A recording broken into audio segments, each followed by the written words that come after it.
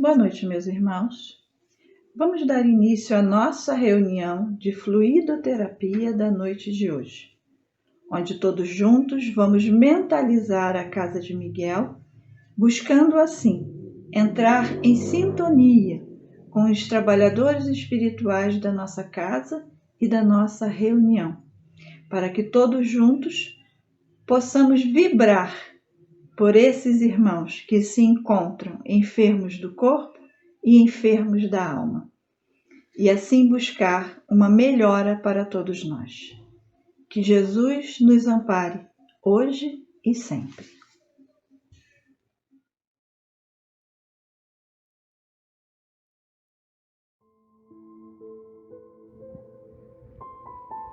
Boa noite a todos.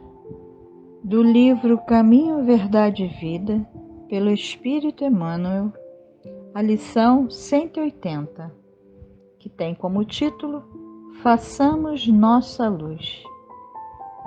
Assim resplandeça a vossa luz diante dos homens. Isso foi dito por Jesus, está no Evangelho de Mateus, no capítulo 5, versículo 16.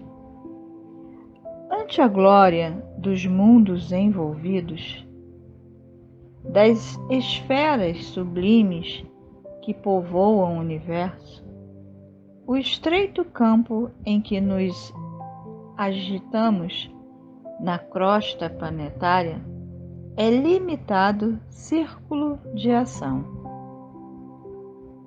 Se o problema, no entanto, fosse apenas o de espaço, nada teríamos a lamentar. A casa pequena e humilde, iluminada do sol e alegria, é paraíso de felicidade. A angústia do nosso plano procede da sombra. A escuridão invade os caminhos em todas as direções. Trevas que nascem da ignorância, da maldade, da insensatez, envolvendo povos, instituições e pessoas. Nevoeiros que assaltam consciências, raciocínios e sentimentos. Em meio de grande noite, é necessário acendermos nossa luz. Sem isso, é impossível encontrar o caminho da libertação. Sem a irradiação brilhante de nosso próprio ser, não poderemos ser vistos com facilidade pelos mensageiros divinos, que ajudam em nome do Altíssimo, e nem auxiliaremos efetivamente a quem quer que seja. É indispensável organizar o santuário interior e iluminá-lo, a fim de que as trevas não nos dominem. É possível marchar valendo-nos de luz alheias. Todavia, sem claridade que nos seja própria, padeceremos constante ameaça de queda. Os proprietários das lâmpadas acesas podem afastar-se de nós, convocados pelos montes de elevação que ainda não merecemos. Vale-te, pois, dos luzeiros do caminho. Aplica o pavio da boa vontade ao óleo de serviço e da humildade e acende o teu archote para a jornada.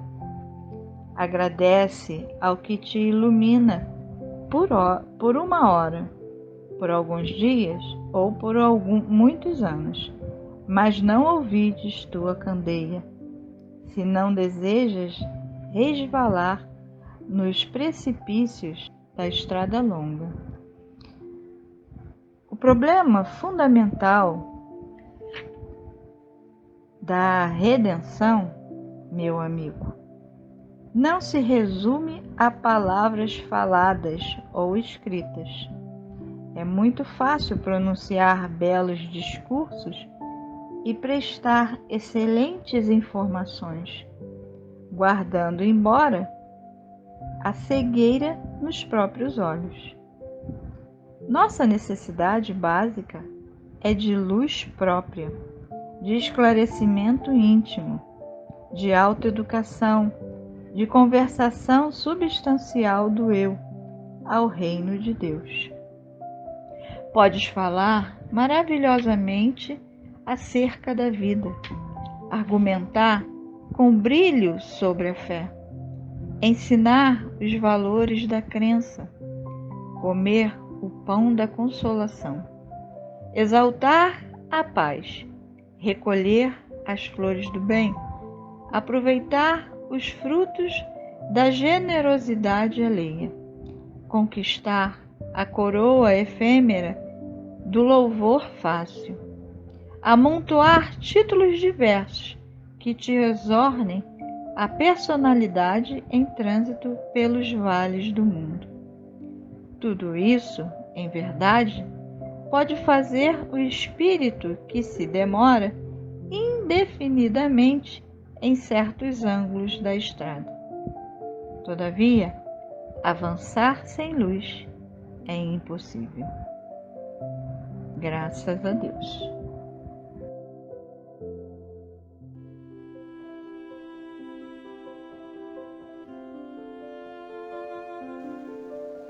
Graças te damos, Jesus, por estarmos aqui mais uma noite reunidos, todos nós, numa só voz e num só pensamento, ligados à nossa casa, o Centro Espírita Miguel, e sabendo que a nossa distância é apenas física, estamos reunidos a partir deste momento pelo pensamento e pelas boas vibrações. Obrigado, Mestre querido, por essa oportunidade de estarmos em contato com o estudo do Evangelho, bússola renovadora de toda a nossa caminhada e de nossos pensamentos. Que todos os irmãos possam ser amparados nesta reunião e sempre, todos aqueles nomes que estão nas nossas listagens de serviço e todos aqueles que também estão neste momento pululando em nossas mentes.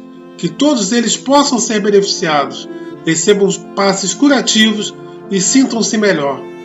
E que todos nós possamos apreender tudo que nos será ofertado na lição de hoje. Obrigado por tudo, mestre querido, e leve, por favor, o nosso agradecimento até Deus, nosso Pai Maior, por tudo que Ele nos proporciona. E assim, sob a Tua luz, estamos dando por iniciada a nossa reunião de fluidoterapia desta noite. Que assim seja. Graças a Deus, graças a Ti, Jesus.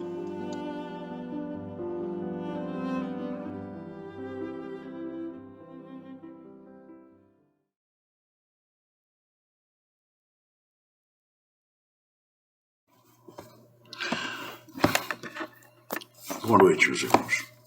Que nos envolva a paz e o amor do Divino Mestre Jesus. Nós estamos estudando no Evangelho, o capítulo 28, as coletâneas de preces espíritas, e nós vamos dar continuidade ao estudo que foi feito na semana passada pela nossa irmã Marcília. Vamos estudar hoje o item 8 e o 9. O item 8 é um recado que nós recebemos nos Atos. Dizem assim: e acontecerá nos últimos dias, diz o Senhor, que eu derramarei do meu espírito sobre toda a carne, e profetizarão os vossos filhos e vossas filhas, e os vossos mancebos verão visões, e os vossos anciãos sonharão sonhos. E certamente naqueles dias derramarei do meu espírito sobre os meus servos e sobre minhas servas, e profetizarão.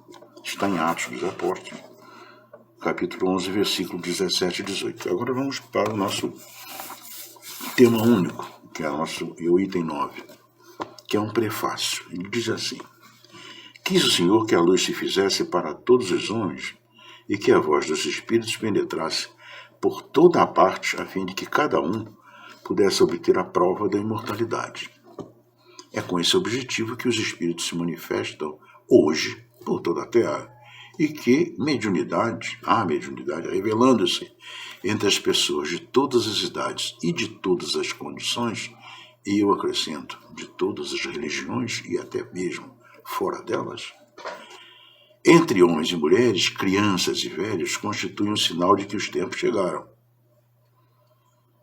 Para conhecer as coisas do mundo visível e descobrir os segredos da natureza material, Deus concedeu aos homens a vista física, os sentidos corporais e os instrumentos especiais.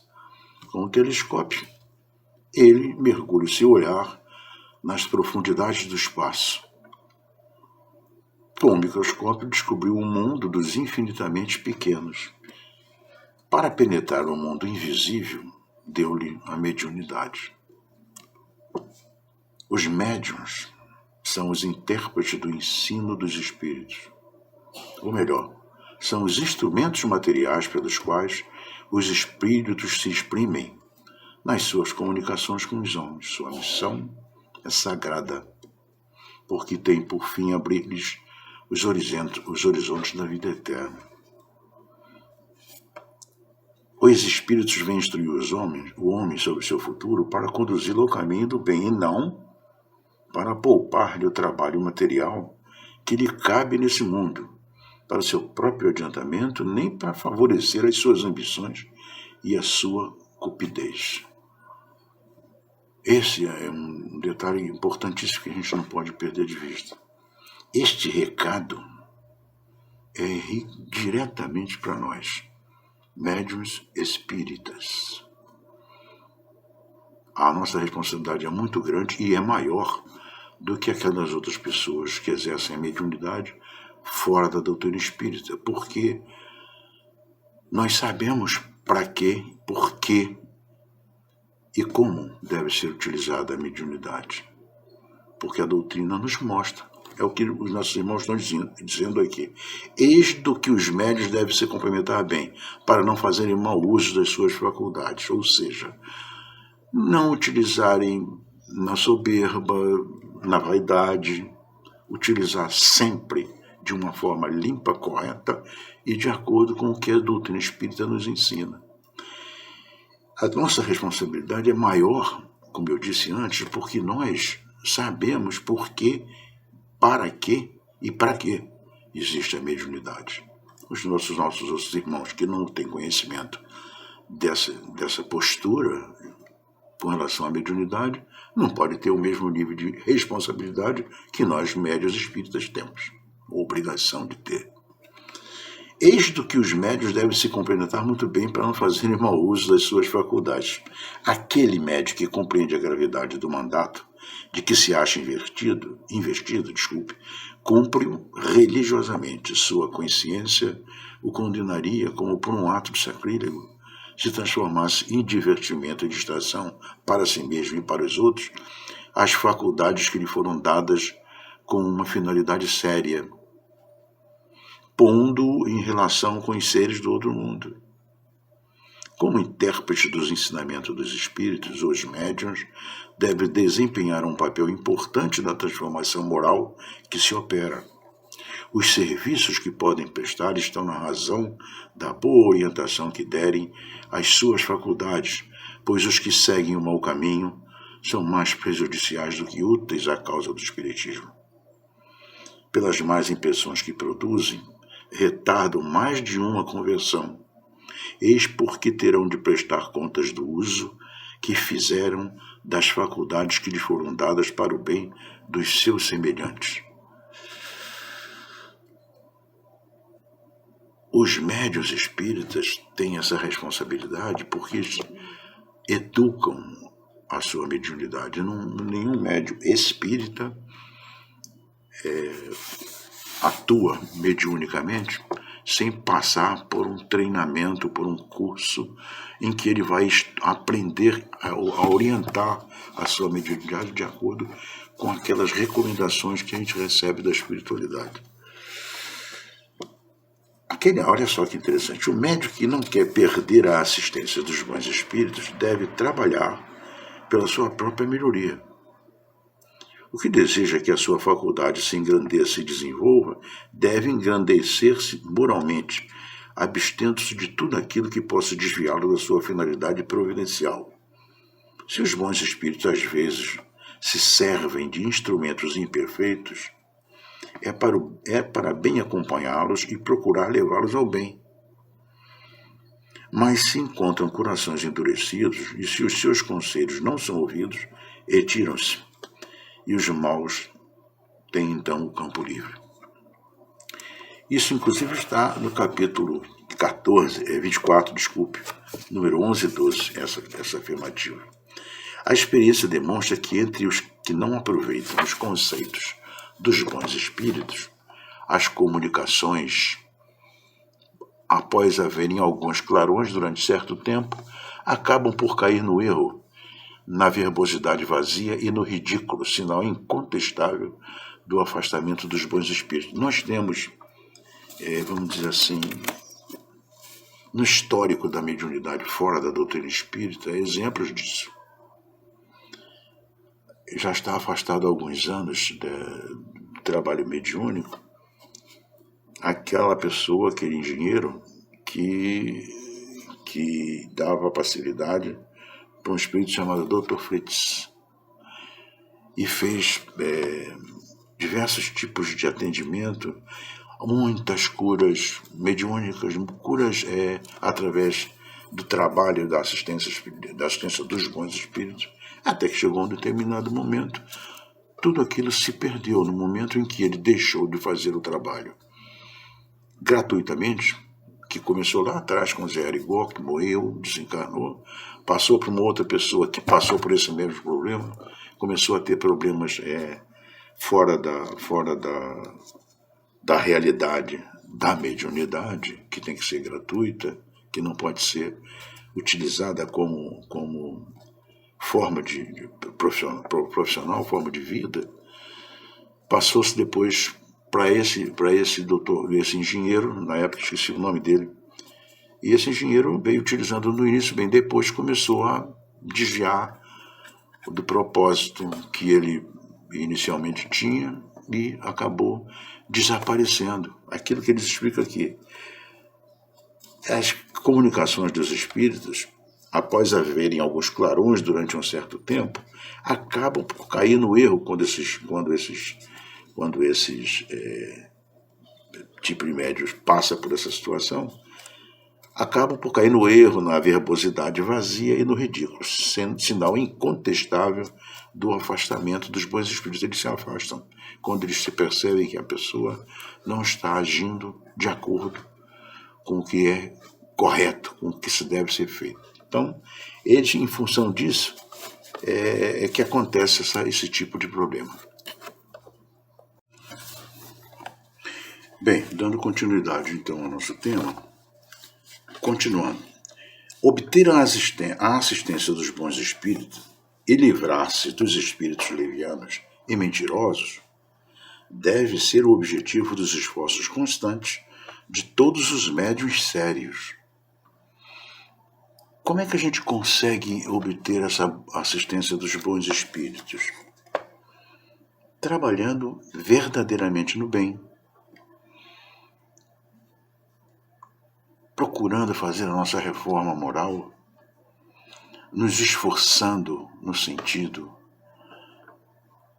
de praticar a caridade, nos esforçando no sentido, consequentemente, de atrair para nós a assistência dos bons espíritos, evitando assim, com comportamento inconveniente, com um comportamento inferior, atrair aqueles espíritos inferiores para a nossa companhia, né? Sem isso, a mediunidade é uma faculdade estéril, quer dizer, praticamente inútil, não tem função real, não tem. Ela pode trazer prejuízos para você, sobretudo, e para quem você vai tentar atender, né, as solicitações com relação à sua mediunidade, que pode mesmo, né, reverter em prejuízo daquele que a possui, degenerando em obsessão perigosa. Realmente, o risco é muito grande de se utilizarmos a nossa mediunidade de uma forma incorreta,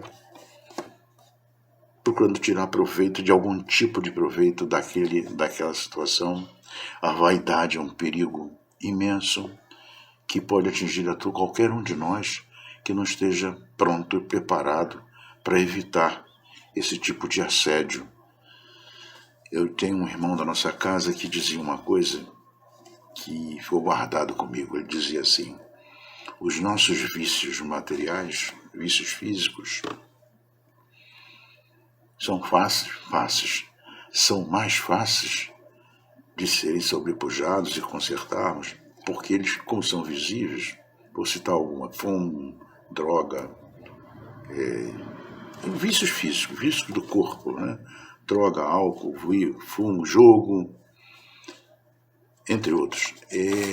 Porque os outros nos cobram. Fulano, você está muito gordo.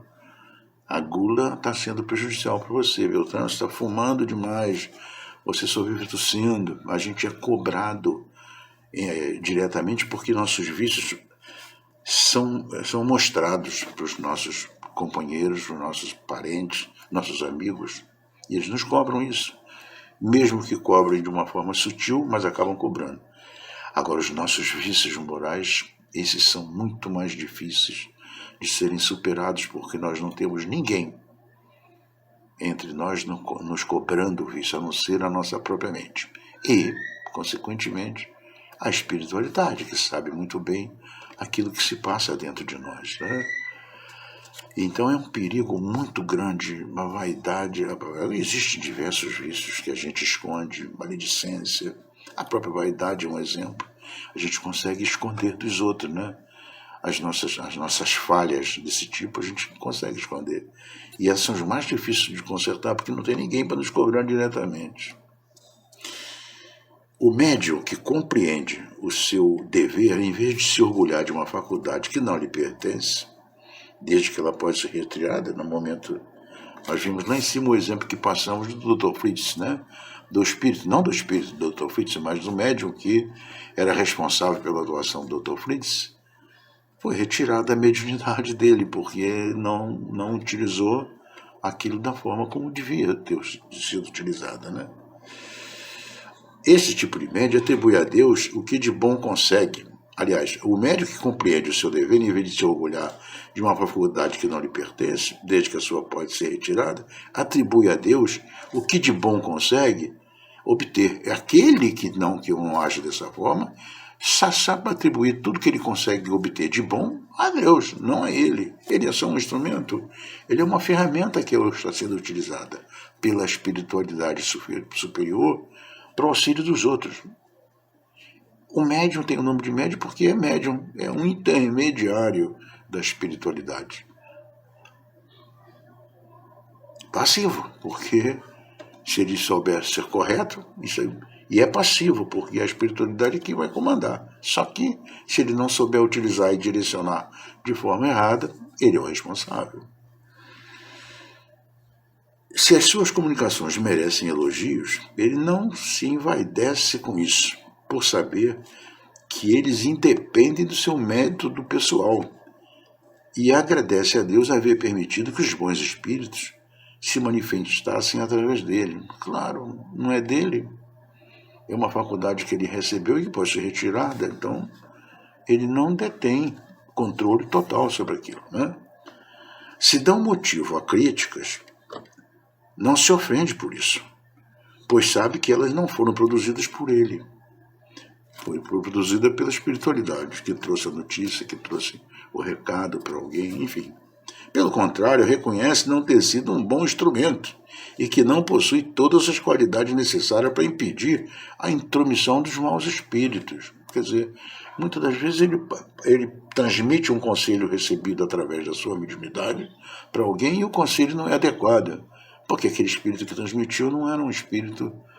Era um espírito inferior, que estava, de repente, com a intenção específica de prejudicar aquele indivíduo. Ele não é completamente responsável por aquilo. Agora, cabe a ele filtrar todos aqueles recados, vamos dizer assim, que recebe, de forma a evitar um problema desse tipo.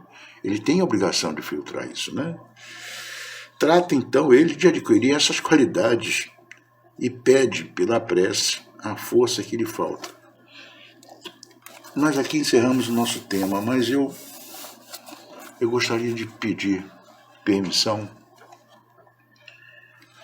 para fazer uma coisa. a gente, nesses temas que nós recebemos da coletânea de preces espíritas, nós lemos o texto e explicamos o texto, né, que foi lido, e não lemos as preces, porque isso é uma coletânea de preces espíritas. Mas eu queria pedir permissão de vocês para ler aqui. É uma prece curtinha de um médium, né, com relação ao tema que nós estamos colocando aqui. Sabe por quê? E eu queria pedir a atenção de todos os nossos irmãos médios da casa, ou que estejam participando desse encontro, na responsabilidade que nós assumimos ao fazermos uma prece dessa ao Pai. Vamos lá. Deus Todo-Poderoso, permiti que os bons espíritos me assistam na comunicação que solicito. Preservai-me da presunção de me julgar ao abrigo dos maus espíritos, do orgulho que poderia me enganar sobre o valor do que eu obtenha, de todo sentimento contrário à caridade para com os outros médiuns.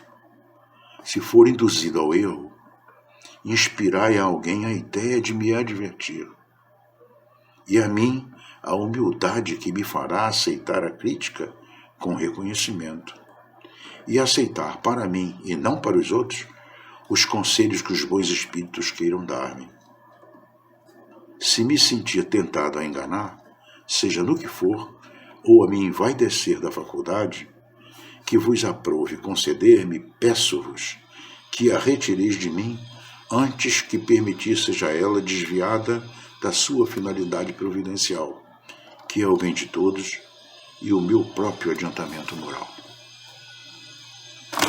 Graças a Deus. Obrigado, meus irmãos, pela atenção. E vamos analisar e refletir sobre o tema que para nós, médiuns, é fundamental na nossa doutrina. Uma boa noite a todos. Vamos agora nos encaminhar para a prece final, onde todos juntos buscamos Jesus em nossos pensamentos, para aproveitar melhor essas vibrações de saúde, de equilíbrio e de harmonia para o nosso corpo físico e espiritual. Que Jesus ampare a todos nós, hoje e sempre. Quanta luz nesse ambiente, descendo sobre nós, vibrando em nossa mente. Quanta luz, quando assim em prece, como a alma cresce aos olhos de Jesus.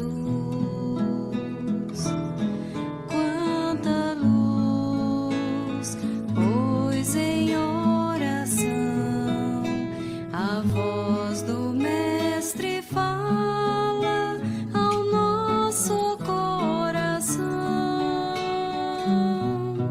Quanta luz descendo sobre nós. Quanta luz, quanta luz.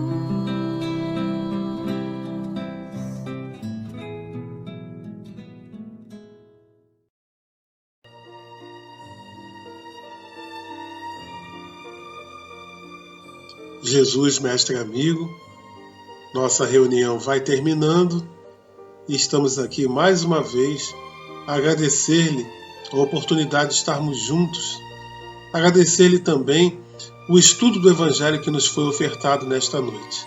Agradecidos também a todas as vibrações positivas que recebemos, ao concurso da espiritualidade de luz que esteve conosco nos amparando, aos passes que recebemos, mesmo estando longe da nossa casa de caridade, mas unidos pelo pensamento, e assim ligados a toda essa espiritualidade de luz, a Catuíte, as Irmãs Margaridas, a todos os trabalhadores espirituais e mentores, por tudo que recebemos.